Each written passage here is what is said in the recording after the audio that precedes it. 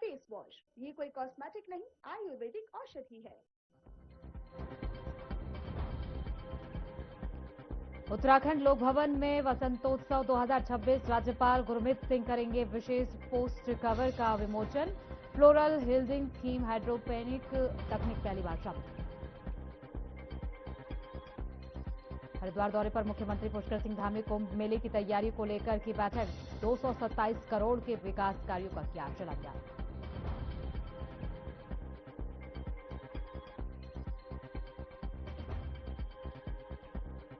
देहरादून में India AI summit में कांग्रेस का शर्टलेस विरोध। मुख्यमंत्री पुष्कर सिंह धामी ने दी तीखी प्रतिक्रिया, कहा यह विरोध देश के सम्मान पर सीधा हमला है। पौड़ी में बजट सत्र से पहले मुख्यमंत्री पुष्कर सिंह धामी का जनसंवाद। 200 से अधिक सुझावों पर बनेगा बजट। समावेशी विकास पर सरकार का फोकस।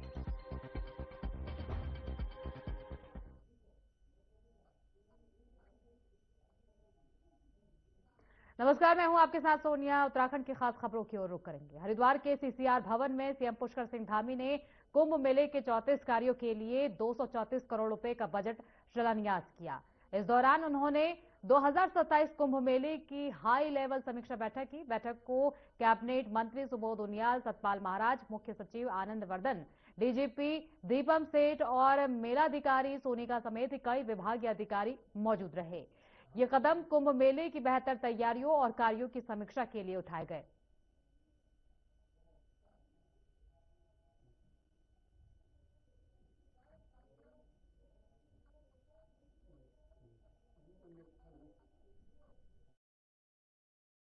दो 2027 के कुंभ मेले के लिए यहाँ समीक्षा बैठक आज आयोजित की गई और लगभग 250 करोड़ की लगभग योजनाओं का यहाँ पर आज शिलान्यास भी किया गया है। सभी कार्य समय पर पूरे हों, कुंभ की सभी व्यवस्थाएं सुव्यवस्थित तरीके से हो, सभी लोग उसमें अपना सहभाग बने, सभी विभाग एक दूसरे के समन्वय के साथ काम करें। अस्थायी और स्थायी जो निर्माण कार्य होने हैं उसकी एक टाइमलाइन तय कर दी गई है।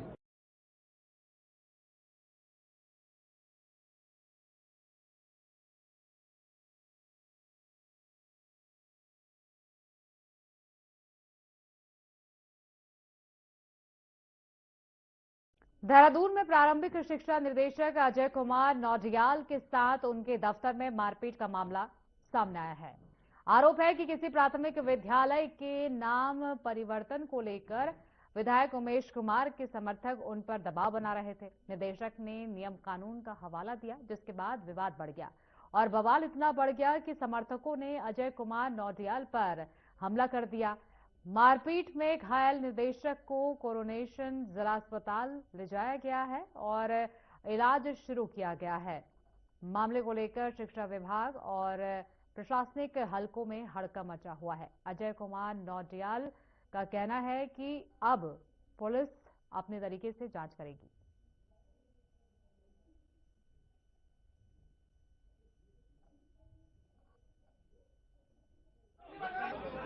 विद्यालय का नाम परिवर्तन करवाना चाहते थे और जो कि हमारे स्तर का नहीं, शासन स्तर का मामला है। ठीक है। और हमने उनको बताया कि शासन स्तर से ये लंबित है, ये वहाँ भेजा हुआ है प्रकरण। बस इसी बात पे उनके साथ जो और जिनको लेके आए हुए थे उनके साथ उनने विधायक जी वहाँ मौजूद थे जब आप? बिल्कुल विधायक जी के साथ ही सब लोग आए थे। स्टाफ के लोगों ने विधायक को कमरे में बंद भी कर दिया था। स्टाफ के लोगों ने बंद नहीं किया, विधायक के लोगों ने कमरा बंद किया। विधायक ने कमरा बंद करवाया, विद्यालय स्टाफ ने बंद नहीं किया, स्टाफ ने खुलवाया। नहीं, कोई बात नहीं थी। आज ही पहली बार विधायक जी में ऑफिस में आए। नाम परिवर्तन करवाना चाहते थे और जो कि हमारे स्तर का नहीं, शासन स्तर का मामला है। ठीक है। और हमने उनको बताया कि शासन स्तर से ये लंबित है, वहाँ भेजा हुआ है प्रकरण। बस इसी बात पे उनके साथ जो और जिनको लेके आए हुए थे उनके साथ उनने विधायक जी वहाँ मौजूद थे जब आप? बिल्कुल विधायक जी के साथ ही सब लोग आए थे। स्टाफ के लोगों ने विधायक को कमरे में बंद भी कर दिया था। स्टाफ के लोगों ने बंद नहीं किया, विधायक के लोगों ने कमरा बंद किया।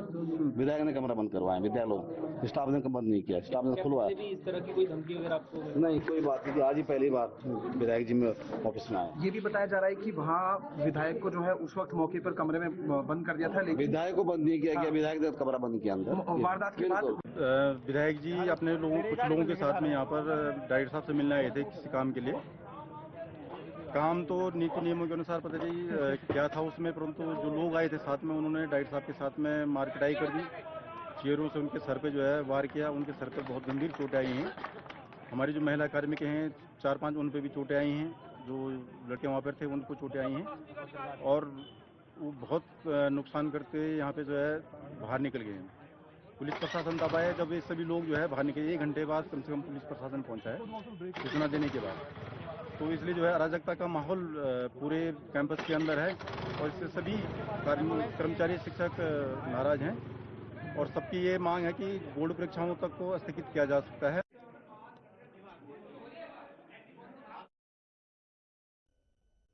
गुरुद्वारा श्री हेमकुंड साहिब मैनेजमेंट ट्रस्ट द्वारा संचालित गुरमत बाल विद्यालय ने अपने 50 वर्ष पूरे किए और 2 दिवसीय स्वर्ण जयंती समारोह की शुरुआत की है। समारोह में देश विदेश से पूर्व छात्र शामिल हुए और शबद कीर्तन की विशेष प्रस्तुतियां दी गई। इस मौके पर विद्यालय की 50 वर्षों की उपलब्धियों और सेवा कार्यों पर विस्तार से चर्चा की गई। आपको बता दें कि 1976 में स्थापित ये विद्यालय गरीब और जरूरतमंद बच्चों को निःशुल्क शिक्षा के साथ सिख संस्कार और गुरमत संगीत की शिक्षा देता रहा है।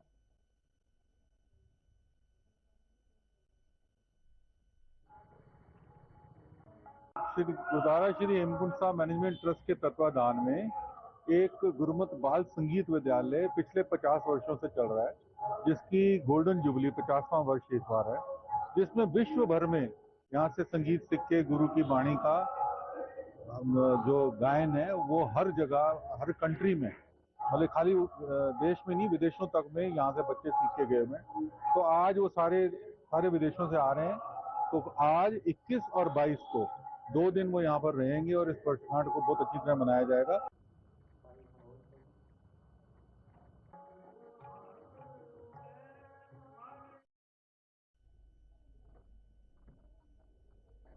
हल्द्वानी में स्वर्ण समाज ने यूजीसी बिल के विरोध में जोरदार प्रदर्शन किया। स्वर्ण शक्ति संगठन के आह्वान पर लोग रामलीला मैदान में एकत्रित हुए और जिलाधिकारी कार्यालय तक रैली निकाली। वहीं संगठन के संयोजक प्रकाश हरबोला ने कहा कि बिल स्वर्ण समाज को दबाने की मंशा से लाया गया है और इसे वापस नहीं लिया गया तो आंदोलन तेज होगा।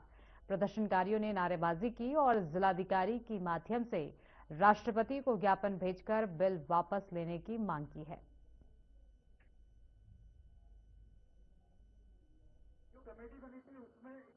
यूजीसी का जो टोटल कानून है वो हम हिंदू समाज को बांटने का कानून मुझे लगता है। अगर हम उसमें कहें जो शिकायत का अधिकार है ओबीसी को है, एससी को है, एसटी को है, लेकिन सवर्ण समाज को कोई अधिकार नहीं।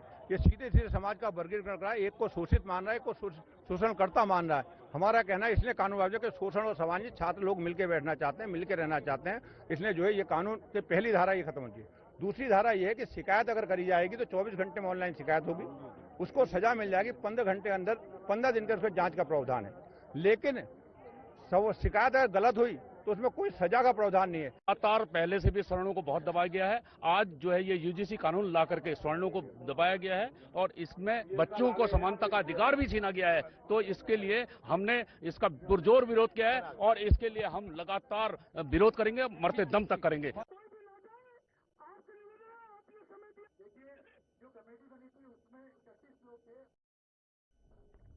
उधमसिंह नगर के खटीमा स्थित विकासखंड सहागर में विकसित भारत रोजगार और आजीविका गारंटी मिशन वीबीजी रामजी विषय पर कार्यशाला आयोजित की गई।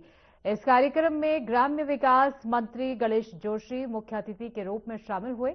इस मौके पर मंत्री ने किसानों और स्थानीय लोगों से संवाद करते हुए कहा कि प्रधानमंत्री नरेंद्र मोदी और केंद्रीय ग्रामीण विकास मंत्री शिवराज सिंह चौहान के नेतृत्व में ग्रामीण रोजगार योजनाओं को और मजबूत किया गया। उन्होंने स्पष्ट किया कि मनरेगा बंद किए जाने की बातें निराधार हैं।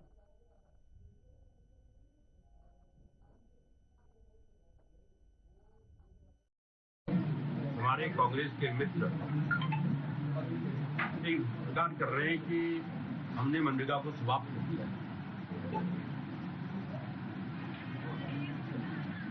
उनकी विचार का जवाब देने के लिए, हालांकि हमारे प्रदेश के अंदर तो मुझे अपने प्रदेश में मैं घूम रहा हूँ लगातार। मैं ये 52वीं मेरी संवाद कार्यक्रम है।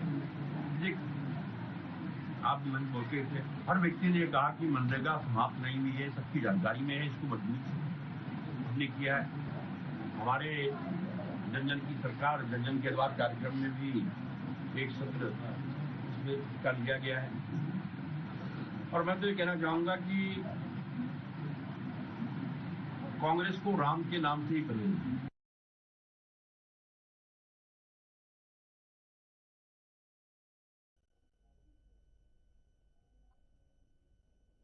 देहरादून में कांग्रेस प्रदेश अध्यक्ष गणेश गोदियाल ने बीजेपी पर निशाना साधते हुए कहा कि प्रदेश की जनता अब हिंदू मुस्लिम नैरेटिव को भली भांति समझ चुकी है। इस दौरान उन्होंने कहा कि जब भी जनता शिक्षा, स्वास्थ्य, रोजगार, महंगाई और कानून व्यवस्था जैसे मुद्दों पर सवाल उठाती है, तब बीजेपी असल मुद्दों से ध्यान भटकाने की कोशिश करती है। गणेश गोदियाल ने प्रदेशवासियों से अपील की है कि वे विकास और जनहित के मुद्दों पर सरकार से जवाब मांगे।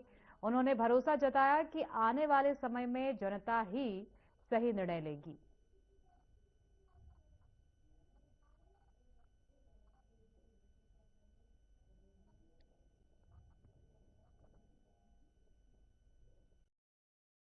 प्रदेश की जनता इनके हिंदू मुस्लिम जो नैरेटिव ये बनाना चाहते हैं उससे भली भांति परिचित है। और मैं प्रदेश की जनता का आह्वान करना चाहता हूं कि जब जब आप शिक्षा की बात करेंगे, स्वास्थ्य की बात कर देंगे, रोजगार की बात करेंगे, महंगाई कम करने की बात करेंगे, लॉ एंड ऑर्डर की बात करेंगे, महिला सुरक्षा की बात करेंगे, ये हमेशा ये कहेंगे कि हिंदू मुस्लिम, क्योंकि हींग लगे न फिटकरी रंग चोखा। तो इनको ये सब बातें करके पहले रंग चोखा आया है, इसलिए ये सब चीजों को डंप करके कूड़ेदान में डालकर, लोगों की अपेक्षाओं को, उम्मीदों को कूड़ेदान में डालकर, ये सिर्फ पिछले साल से यही सब चिल्ला रहे हैं कि मतलब डेमोग्राफी चेंज हो रही है, अलाना हो रहा है, फलाना हो रहा है, जिहाद हो गया, हिंदू मुस्लिम यूनिवर्सिटी। और मुस्लिम यूनिवर्सिटी की जिस वो जगह को बता रहे हैं उसमें कांग्रेस का रोल क्या था, उसको बेनकाब करने का सरकार इनकी है।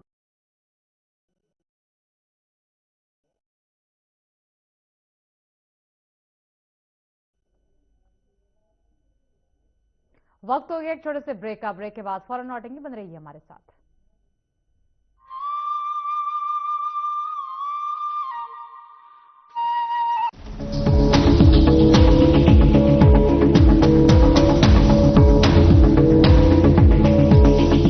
जॉइंट पेन के लिए डॉक्टर ऑर्थो ऑयल के अमेजिंग रिजल्ट सबको पता है, पर क्या आपको पता है कि पुराने और ज्यादा बिगड़े दर्द के लिए डॉक्टर ऑर्थो ऑयल के साथ साथ डॉक्टर ऑर्थो कैप्सूल्स को भी रेगुलर यूज करना चाहिए। ये कोई टेम्पररी पेन किलर नहीं, आयुर्वेदिक औषधि है। नमस्कार दोस्तों, हम सभी जानते हैं मोर हमारा राष्ट्रीय पक्षी है। इसके अलावा हिंदू संस्कृति और ज्योतिष शास्त्र में भी मोर पंख का खास महत्व है। कहते हैं मोर के पंखों में देवी देवताओं और 9 ग्रहों का वास होता है। ज्योतिष के मुताबिक घर में विधिवत तरीके से मोर पंख स्थापित करने से सारे दुख दर्द और घर के सभी वास्तु दोष खत्म हो जाते हैं। इसके अलावा रंग बिरंगे मोर पंख हमें ये भी सीख देते हैं कि हमारा जीवन भी इसी तरह के रंगों से भरा पड़ा है, कभी खुशी के रंग तो कभी गम के रंग। लेकिन क्या ये आप जानते हैं कि भगवान राम पर एक मोर ने कर्ज चढ़ा दिया था, जिसे उन्होंने अगले जन्म में उतारा। दोस्तों, ऐसा कहा जाता है कि वनवास के दौरान माता सीता को पानी की प्यास लगी। राम जी ने चारों ओर इधर उधर देखा, उन्हें दूर दूर तक जंगल ही जंगल दिख रहा था। उन्होंने जंगल देवता से प्रार्थना की और कहा कि हे जंगल देवता, हमें पानी की ओर जाने का रास्ता बताइए। थोड़ी देर में एक मोर आया और उसने राम जी से कहा, प्रभु चलिए, मैं जलाशय तक आपका मार्गदर्शक बन जाता हूं, लेकिन रास्ते में कोई भूल चूक होने की संभावना है। राम जी ने पूछा, वो क्यों? मोर ने कहा, प्रभु मैं तो उड़ता हुआ जाऊंगा और आप चलते हुए, ऐसे में आप रास्ता भटक सकते हैं, इसलिए मैं रास्ते के बीच बीच में अपना एयर मोर पंख निशानी के लिए छोड़ता जाऊंगा। उसका पीछा करते करते आप जलाशय तक पहुंच जाएंगे। दोस्तों, सच बात यह है कि मोर के पंख एक विशेष समय और एक खास मौसम में ही बिखरते हैं। अगर वो अपनी इच्छा के विरुद्ध पंखों को बिखेरेगा तो उसकी मृत्यु हो जाती है, और वही इस मोर का भी हुआ। आखिर में जब मोर अंतिम सांस ले रहा था तो वो कहता है कि मैं कितना भाग्यशाली हूं कि जो सारी दुनिया की प्यास बुझाते हैं, ऐसे प्रभु की प्यास बुझाने का मुझे सौभाग्य मिला। मेरा जीवन धन्य हो गया। अब मेरी कोई भी इच्छा शेष नहीं रह गई। इस पर श्री राम ने मोर से कहा कि मेरे लिए तुमने जो मोर पंख बिखेर कर मुझ पर जो कर्ज चढ़ाया है, मैं उस कर्ज को अगले जन्म में जरूर चुकाऊंगा। उसके बाद अगले जन्म में भगवान राम ने कृष्ण का अवतार लिया और अपने सिर पर मोर पंख धारण किया। आप भी मोर में प्रभु राम और श्री कृष्ण के दर्शन कर सकते हैं और साक्षात मोर पंख को अपने मंदिर में सजाकर आशीर्वाद प्राप्त कर सकते हैं। मैं पिछले हफ्ते जयपुर जिस स्थान पर गया, वहां कम से कम 200 मोर थे, जिनके साथ रहने का आनंद और सौभाग्य मुझे मिला। इसलिए सारी जानकारी एकत्र करके आपसे साझा की। आप भी जब कभी मोर को देखें तो ओम नमो भगवते वासुदेवाय मंत्र बोलकर ये अनुभव कर सकते हैं कि आप भी साक्षात कृष्ण जी के दर्शन कर रहे हैं। सच में ये मोर पंख इतना भी सुंदर ना होता, कृष्ण, अगर ये तेरे सिर पर ना सजा होता। नमस्कार।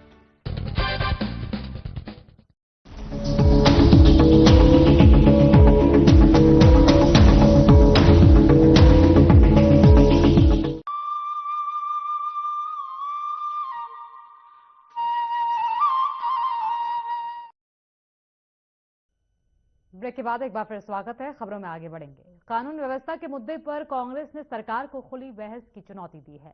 इस दौरान कांग्रेस प्रदेश अध्यक्ष गणेश गोदियाल ने कहा कि अगर विपक्ष लॉ एंड ऑर्डर पर चर्चा की मांग करता है तो इसमें गलत क्या है। उन्होंने कहा कि अगर विपक्ष एक दिन की चर्चा चाहता है तो सरकार को 2 दिन की चर्चा के लिए तैयार रहना चाहिए, क्योंकि जनता से जुड़े गंभीर मुद्दों पर व्यापक विमर्श जरूरी है। गोदियाल ने आरोप लगाया कि सरकार विपक्ष के एजेंडे को सदन में स्थान नहीं देना चाहती है और अपनी शर्तों पर ही सदन चलाना चाहती है। उन्होंने कहा कि ऐसे हालात में टकराव संभावित है।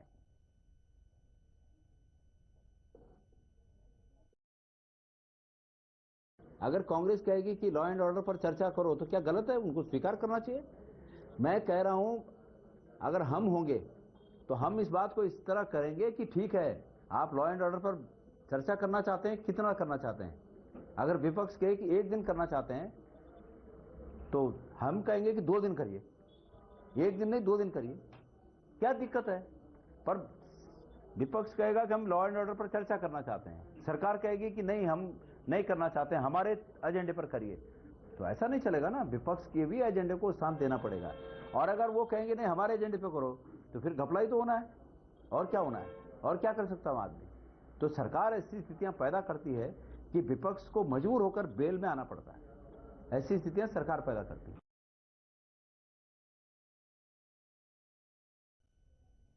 देहरादून शहर को जाम से मुक्त करने के लिए रिस्पन्ना और बिंदाल नदी पर प्रस्तावित एलिवेटेड रोड का रास्ता काफी हद तक साफ हो गया है, जहां आप 50 से 80 की स्पीड से अपनी गाड़ी चला सकेंगे, जिस पर लोक निर्माण विभाग के प्रमुख अभियंता का कहना है कि कुछ बदलावों के साथ अंतिम चरण की बैठक दिल्ली NHAI में होनी है और उसके बाद एलिवेटेड रोड का काम धरातल पर नजर आने लगेगा।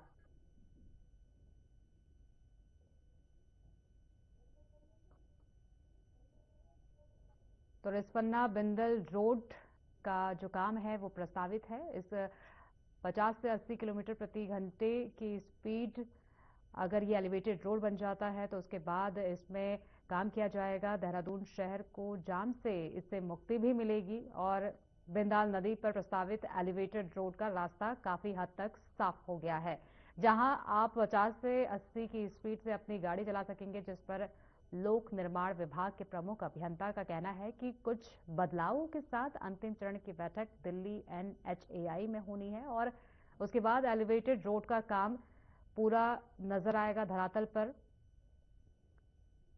तो दिल्ली से इस प्रोजेक्ट पर मुहर लगने के बाद इसका काम शुरू किया जाएगा, जिससे जो गाड़ियों की स्पीड है वो भी, जो एक ड्राइवर है वो 50 से 80 की स्पीड से इस एलिवेटेड रोड पर चला सकता है और जो सफर करना है वो आसान भी हो जाएगा।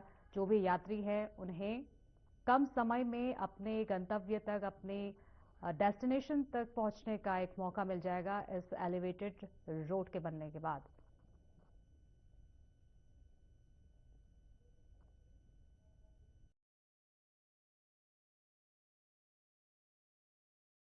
इसका हम लोगों की तरफ से सेक्रेटरी साहब की अध्यक्षता में भी एक मीटिंग हुई थी और उसमें जो हमारे कंसल्टेंट हैं, जो NHAI के कुछ एप्रीहेंशंस थे, उनको हमने अपने अलाइनमेंट में इनकॉर्पोरेट कर लिया है।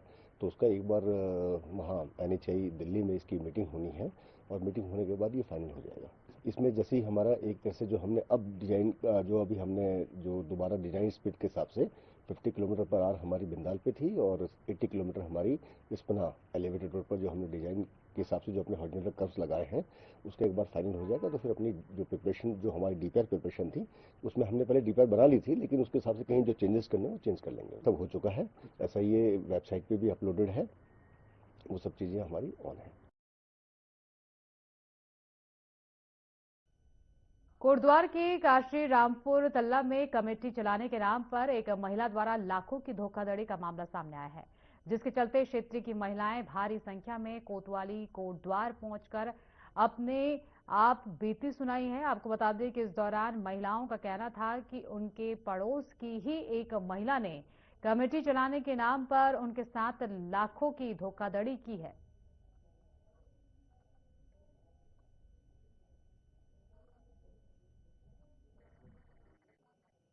पहले हम सिर्फ ये बोला था पहले कि मैं भी ग्रामीण बैंक में आपके पैसे डाल दूंगी, जिस टाइम तुम्हें जरूरत होगी उस टाइम मैं तुम्हें दूंगी। और हमको ये भी बताया गया था कि आप लोगों को मैं रसीद दूंगी।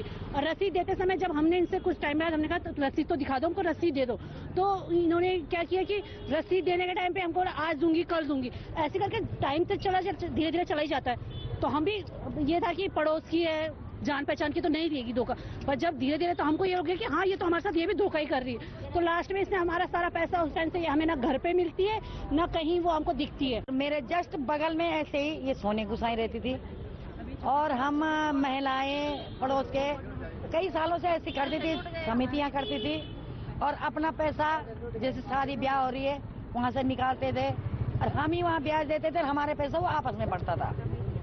आपसी हमारे छोटे मोटे खर्चे के लिए वो हमने समितियां कर रखी थी और इसने लोगों को विश्वास में ले लेके इसने 5 समितियां अपने पास रख ली, 5 और इसने सबका पैसा इकट्ठा करा इस अब जैसे पैसे पूरा हुआ कि भाई हमारे पैसे दे, वैसे ये टाल मटोल करने लगे, कभी छुप जाए कभी कहीं चली जाए। पुरतल्ला से यहाँ पर लेडीज जितने भी इकट्ठी हुए हैं, इन्होंने एक समिति के जरिए बोला था, सोनिया गुसाई वाइफ ऑफ दीपक सिंह गुसाई काशी रामपुर तल्ला निवासी, इनके पास एक समिति चलती थी।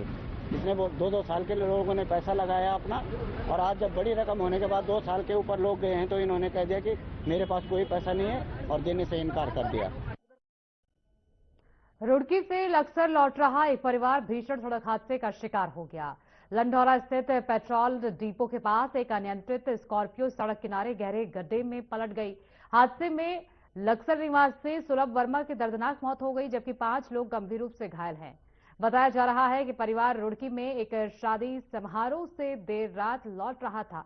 अचानक वाहन अनियंत्रित होकर पलट गया। वहीं स्थानीय लोगों की सूचना पर पुलिस मौके पर पहुंची और 108 एम्बुलेंस की मदद से घायलों को अस्पताल पहुंचाया गया।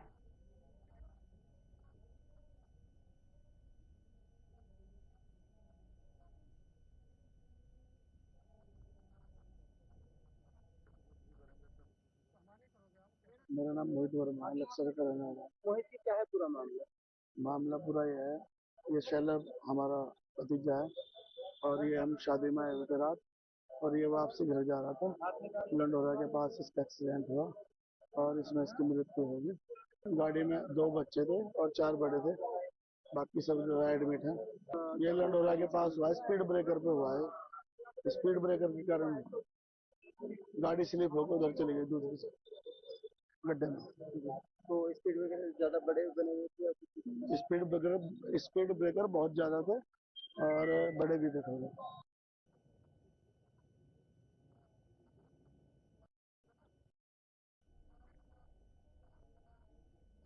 उत्तराखंड की खबरों में फिलहाल के लिए इतना ही। आगे की तमाम खबरों के लिए बने रहिए हमारे साथ।